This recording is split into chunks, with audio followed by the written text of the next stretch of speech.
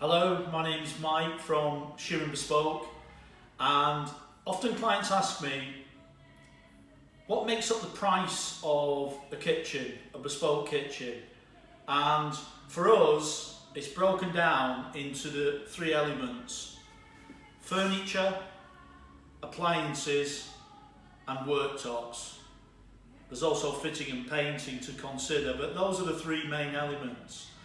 And it's actually the appliance element that varies quite a bit, because you can get a single oven from £300 right through to £3,000 dependent on the brand and the features. The furniture aspect depends on whether it's bespoke and in frame or whether it's mass produced, and how many features, how many drawers are in the kitchen, how much furniture physically will affect that price. And worktops will vary, not so much, but a premium kitchen you'd often be looking at granite or quartz or timber, and that's not a big variance in terms of the overall budget.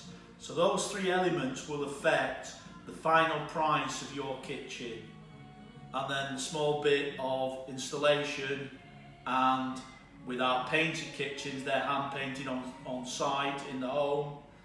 So that is the little elements that make up the price of one of our kitchens. I look forward to seeing you in the showroom very soon.